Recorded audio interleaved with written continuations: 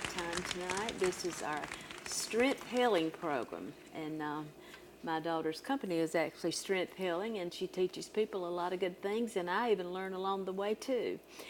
But we have in this 9 o'clock hour, our guest is Elke Polis, and we're so excited to have her. She's going to be sharing here at the table with us for a few minutes, and then we're going to go over there to the bar and let her fix us a couple recipes, aren't we, We Toni? had such a great first hour with Vanessa Rose and enjoying such wonderful food with her, so I'm looking forward to some more recipes in this segment.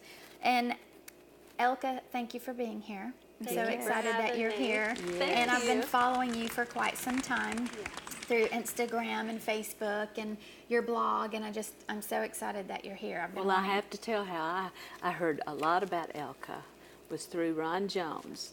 Ron thinks you're the greatest thing out there, and since sliced bread. I thought she was a movie star by the time he got through talking about her. So he loves you so much, and we're just privileged to have you here with us today. When he found out that I had a passion for just inspiring healthy living, he was like, "You've got to have her on the show." And I was like, "I would love to."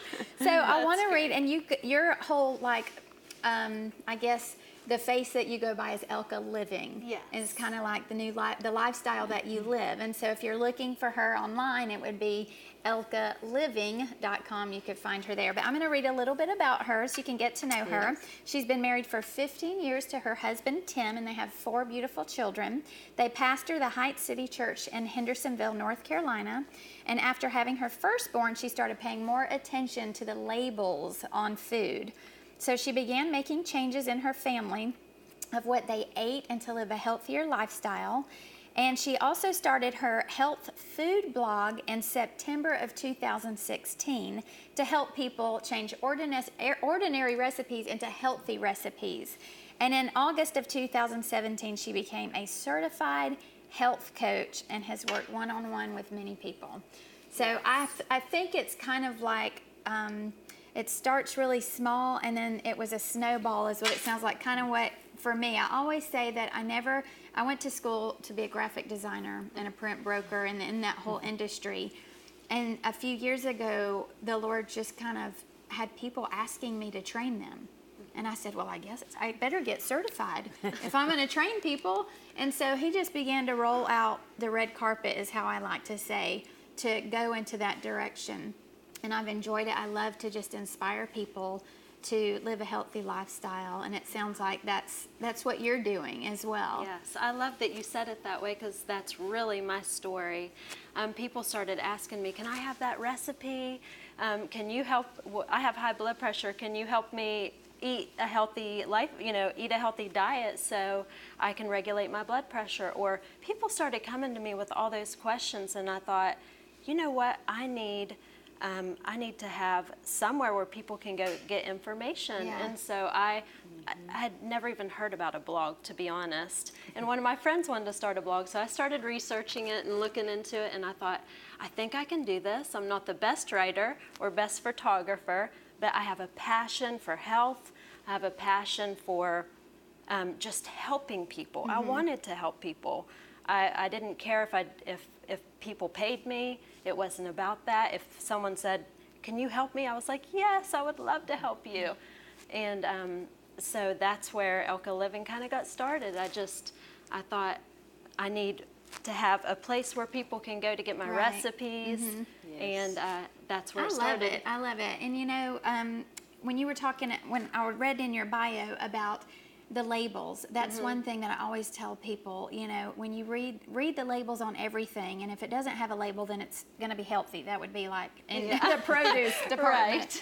But if it's a paragraph of labels and you can't pronounce half of it, then I always say put it back, know what you're eating and what's in your food. So what made you start reading labels more when you did that? Was that in 2006? It was. I had my daughter Aubrey, my oldest daughter, in 2006, and of course she started eating baby food. And when I went to the grocery store and picked up the jarred food or the box of Gerber cereal, and I noticed things were saying like no MSG or non-GMO, and I thought, I don't even know what MSG and non-GMO is. So I went home and I started researching it.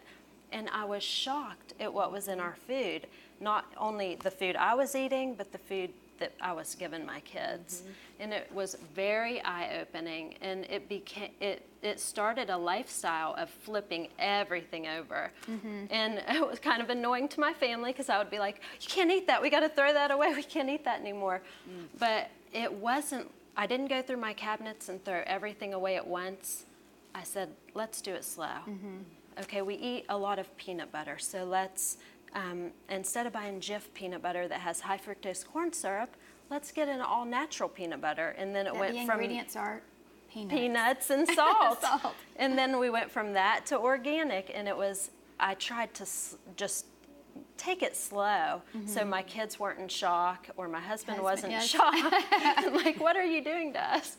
And so it's been a journey. And that's the thing that I say over and over: small changes. Yes, so you know, and when you important. make those small changes, that's what improves your health. Because when I feel like the Lord has been so kind to me to introduce what I need to do for me, and then it just becomes habit. And then when He introduces the next thing for me, it doesn't seem as hard, because He's gotten me to that point. You know, if you were to tell me that I would be eating the way I am today, and you told me that 3 years ago, I would have been like, can't do it. But He's so kind to prepare you for where you're going. Absolutely. Was there any particular thing that sparked your interest in healthy eating?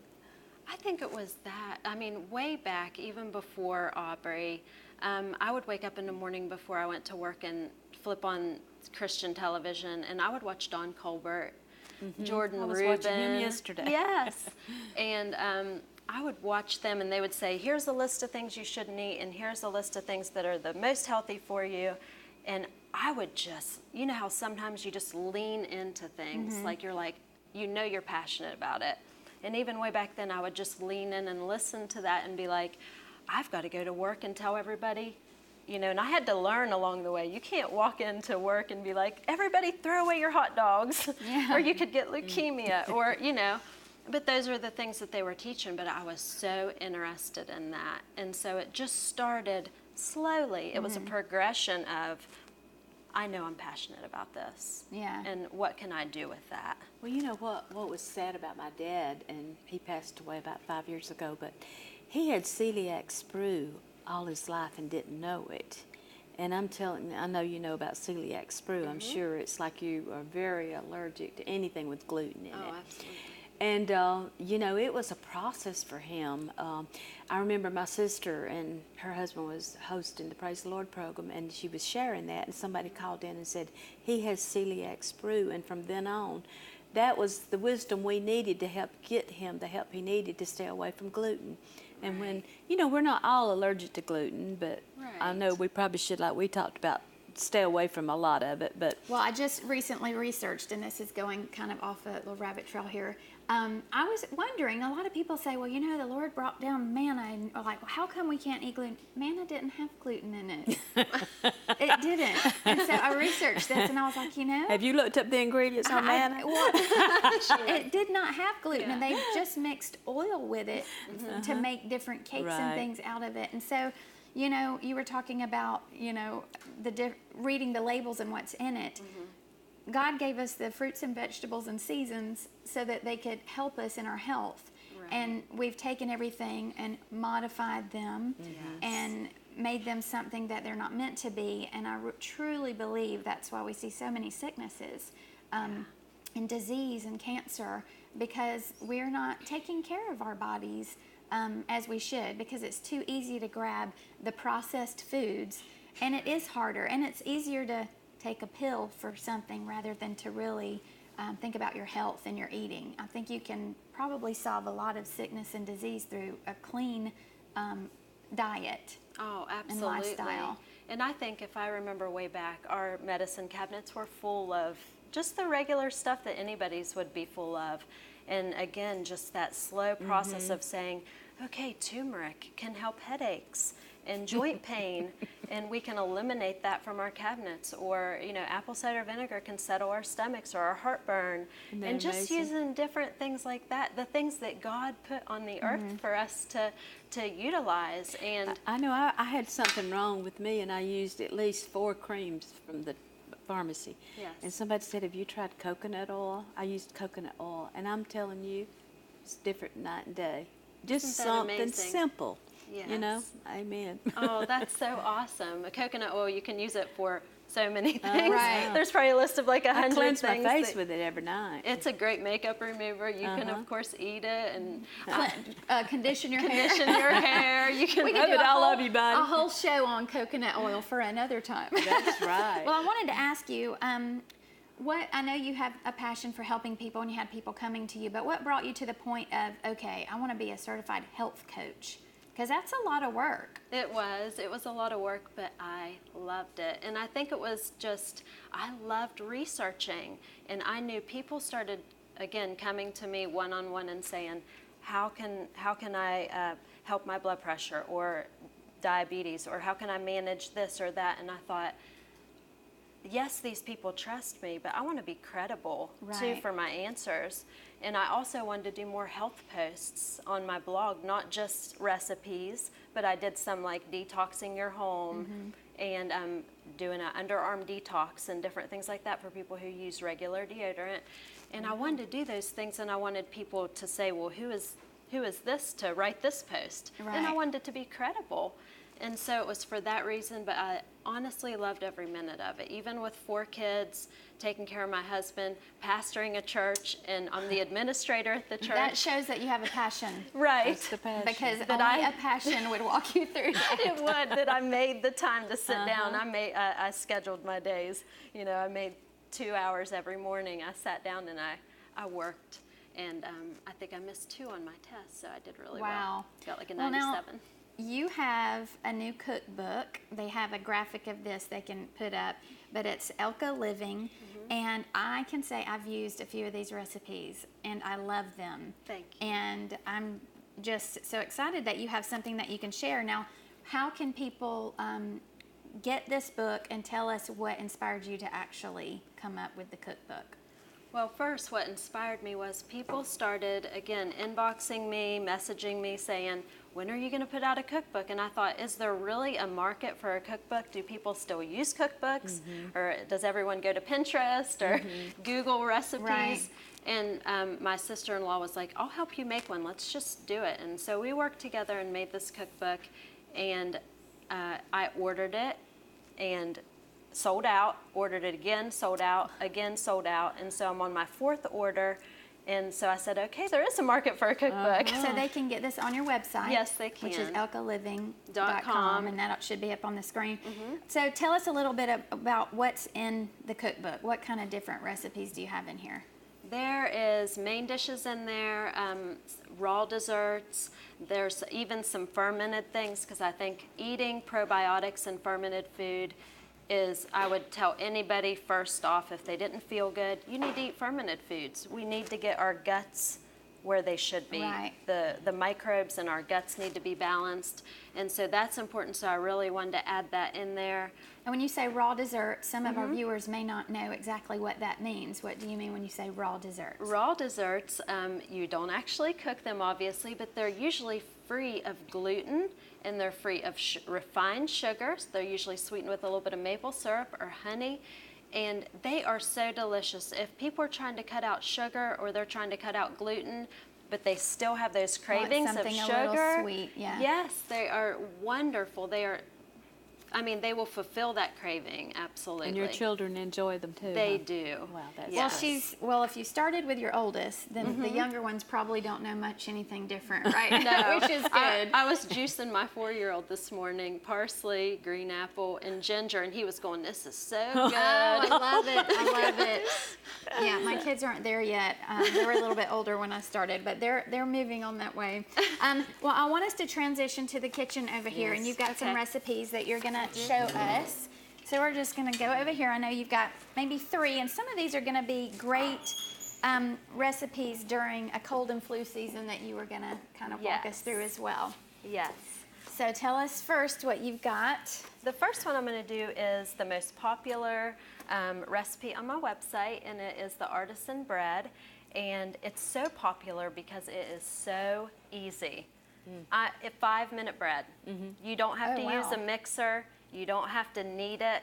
It is literally the easiest bread, but it turns out, as you can see, perfect every time. The only time I've messed it up is if I've forgotten the salt, which I have done. But first, 2 packets of yeast. I'm just gonna sprinkle this. I have a 1/4 cup of warm water in this bowl. And you just let that set for just a couple minutes and let the yeast activate.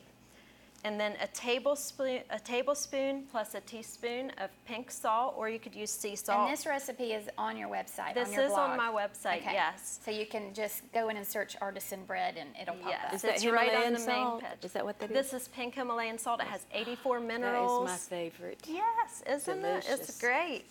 And the good thing about pink salt is, of course, it has all the minerals, but table salt is not good in any way. It's highly processed and it's just really bad. So we're just gonna mix that together. Then we're gonna add 3 cups of water. And this recipe makes 2 loaves of bread. And if you think, well, I don't need 2 loaves of bread, you will after you taste it. Can you freeze it? Give it to your neighbor. Yeah, you can freeze it, and actually you can let the dough set in your refrigerator for up to 2 weeks and pull it out whenever you're ready to bake it. And 2 weeks, and really? it tastes more like a sourdough bread as it sets, but it can set for 2 weeks. And that was one of the things I learned too, is that the Egyptians ate sourdough bread and it was also gluten-free. Wow. Because the You're yeast just a was wealth of nurtured just right. information, Yes. Toni. And if you have a gluten problem, you know, if it bothers you, sourdough bread is actually a great option. And your body digests that a lot easier. But I always use, we're gonna put 6 cups of flour in here, and I'm just gonna put it all in. Is that regular flour? This is Oh, all-purpose all-purpose. organic, and Oh, really organic. you want to get organic because wheat is so highly sprayed. And I just read an article the other day that said it's not really a gluten intolerance necessarily, but what they spray it with. And so Yeah. we do all organic flour, and so. And that's why there's the Dirty Dozen and the Clean 15, even with, you know, eating strawberries, they need to be organic because that's a Dirty yes. Dozen because it gets so many pesticides, but then a Clean 15 would be a pineapple because of the hard shell. Exactly. So just knowing and having that knowledge of what do I need to be organic? Well, Right, passions, it makes you yes, research. it does. Makes And you research strawberries things. is #1 on the list, and that's Yeah. because when they test strawberries, they have up to 22 pesticides and chemicals in a strawberry. That's crazy. Yeah. Wow. So that really does make the difference because It it is more does. expensive, but you have to think our health is worth it, and paying a couple extra dollars for organic strawberries is really worth it because Exactly. you're Yes. eliminating all of those pesticides. So if you do buy the regular strawberries, is there a way you can wash them? you can wash them and rinse make it, 'em but it's better? not going to get all of it off. It actually seeps within the strawberry. I just bought strawberries. I know. Refrigerator. You know, and you can look at the price difference, and it can be quite substantial. But I have to Yeah. think: is this what I want going into my kid's body? Exactly. Like where an avocado, you don't really have to buy organic because it has that Right. leathery It has the hard shell shell. that's protecting it. Exactly. So those are the things you have to kind of think through with that. So this looks super simple. You're just Okay. stirring those ingredients together. Yep, and actually this is the consistency it should be. And I'm gonna just put this in the sink here if that's okay. And that's it. Wow. I know that seems And it doesn't have too to easy. sit It for- does have to sit. It I'm does, gonna okay. cover it. If you wanna cover it with a dish towel, you could do that. I usually use this press and seal. And that's all you put in it? That's it. You don't put honey or anything like that? Nope. And then how long a do you have to sugar-free. let that sit? This sets in the warmest part of your kitchen for about an hour, so you can set it somewhere kind of warm. Okay. And it'll set and it'll rise. And then I have one that's actually Okay. already risen. That I will grab that for you. Thank you. And so I just usually, now I know that they make the sprays that you can spray on the pans, but I usually don't use those. I use a little bit of coconut oil in a pastry brush and brush the cookie Coconut sheet. oil. Coconut oil. See, there's and that coconut oil. Coconut oil and apple cider vinegar are going to solve world peace one I day. know, aren't they? I say get things in their purest form, and if it's in the spray can, you just really never know what's might be in there. So this is a trick, and I know a lot of people put flour on their hands when they're working with dough. Watch, I just want to show you how easy this is. If you just wet your hands and then go in after the dough. Okay. And I'll show you how to form the loaves. See, and there's it's always really, something to learn. We can never know it all. There's I always didn't even something know to that. learn. so you go in I with didn't know kind that of wet hands. And I'm just going to pull Would out. that work with the dough for Christmas cookies as well? Oh, I don't know. That's a good question. But I want to do a post on Christmas cookies with naturally dyed icing. So Oh, you're just going to nice. fold this under like this, and if, as you see it, it doesn't stick to your hands really when you have water on your hands. And then just set it on there, How pretty. and then And so this recipe, like you said, makes 2 loaves. it does make 2 loaves. And like I said, if you don't want to make them right away, then you can, those aren't going to be the same size, are they? Should have Just leave it rethought in your that a little fridge for bit. 2 weeks. You huh? can leave it in your refrigerator for up to 2 weeks. Wow. Okay, so I should have rethought that sizing a little bit. That's all right. That happens. One mini and one large. It'll still be just as edible. And so after that, you just can take a little bit of flour, and this is what makes it look pretty. Okay. And you just sprinkle a little bit of flour on top, and you can rub it in. You don't really have to do that. Take a serrated knife and score it 3 times at the top. Okay. Small, simple tricks to make it Yep. look beautiful. And then you can let it rise for about another 15 or 20 minutes, and it goes in an oven at 450 For how long? for 35 minutes. And again, this is on her website, elkeliving.com. This is one of her most popular recipes, the artisan bread, so you can look that up and get the recipe there. Now, you had a couple more things. We'll switch And places this is the finished with you. one right here. This huh? is finished, it just mean, needs it's- baked. Oh, this is, Yeah. yeah, this is what it looks like when it's finished, and it's hard on the outside, kind of crusty and soft on the inside, and it just turns out perfect. Well, it is beautiful. Thank you. So tell us what you have here. This was something you said kind of helps during the cold and flu season at your house. Yes, we have used this in our house for probably close to 10 years, and my kids have actually never been on an antibiotic, and I give credit to this, because when we get sick, when I hear a sniffle, they get this. And so this has just been one of the most, let's see if I can get that off there. I'm sorry. Can you hand me that dish towel? Sorry. I know when that honey gets sticky Yeah. on the lid.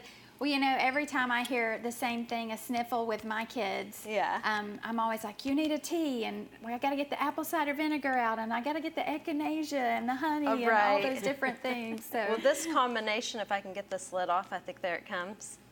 This combination has really just done wonders in our house. And I just kind of came up with it, and it works. And so nice. I have a lot of things pre-measured here. This is elderberry, which helps fight cold and flu. And I make it homemade, but you can definitely buy it from the store. It's very expensive to buy, so It it's worth is. making homemade elderberry syrup. Definitely worth making homemade. And it's super easy. It's so easy. You're literally putting the dried elderberries in a pan with some water and some spices, and just letting it simmer for a few minutes, and then straining it. So this is elderberry syrup, and I'm going to go ahead and add that in there. And I just made that a couple days ago. It'll last a few weeks in your refrigerator. This is a garlic clove, a couple inches of ginger root, and a zest of 1 organic lemon. And of course, all these ingredients, it's good to do organic, especially garlic, because garlic, if it comes from China, is a lot of times sprayed with Clorox, which causes it not to sprout. Clorox. Yeah, like a Clorox, yeah. Wow. And so this is Ceylon cinnamon. It's actually true cinnamon. And so I'm going to go ahead and just dump that in there. And there's a difference between that cinnamon and the other And cinnamon again, this recipe is also on your website. This is Honey You Elixir. can also follow her on Instagram. She has lots of pretty pictures and links to get these recipes. So apple cider This vinegar. is Bragg's apple cider vinegar. which I know a lot of people use, and it helps with allergies. And this is actually a natural antibiotic, oil of oregano. Nice. And 5 drops of oil of oregano in there. And the garlic also acts as a natural antibiotic, anti-inflammatory. So all these ingredients are key towards When you cold, mix this flu. together, do you just give it as a tablespoon, or do you put it in a tea, or? I do, if I see cold symptoms, they get 2 to 3 teaspoons of this a day. But for preventative, do you just do? They could do a teaspoon a day Okay. to Nice. prevent. You've got to have And the so- healthiest children I around. love that. They are healthy, and there's the honey elixir. I love that. So we've got about 2 minutes left, and share what you've got here with the garlic and honey. Okay, this is actually a fermented garlic, and like I said earlier, fermented things are so important for our gut health, and this is the easiest ferment you'll ever do. And I am so happy I saw this on your Instagram, because I did this and it's in my cabinet, and I cannot wait for 6 months to be up so I can eat it. I know, it's delicious. It turns out like candy. And so we have our garlic here, and of course organic, and all you do is pour the honey. This is And local that's honey. local honey, I'm sure, huh? Local honey. Whatever you do, don't go to Walmart or whatever and just buy the honey off their shelf, because it may say 100% honey, and it actually might have high fructose Well, I corn syrup usually in look it. and see if it is a local honey on the Yes, shelf. that's So that's so simple. important. You leave that for about 6 months, and then you can eat it like candy, you said, and You just kind can. of move it around daily to make Yes. sure it's covered. Yeah, Wow. make sure you burp it, because it'll Yeah. bubble, and because it is a ferment.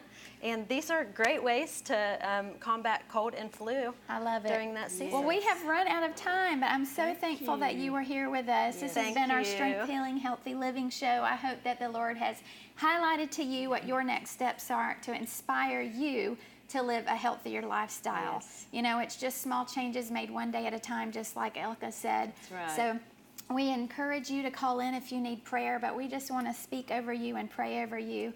Father, I thank you for the viewers tonight. I thank you for allowing them to see the show, and I ask that you would just highlight to them what their next steps are, Lord. I thank you for their health, and I pray that you would meet every need of every person watching tonight, Lord. I just bless them in the name of Jesus, and I thank you for our guest tonight, just reaching people to inspire them to live a healthier lifestyle for you, Lord. In Jesus' name, amen.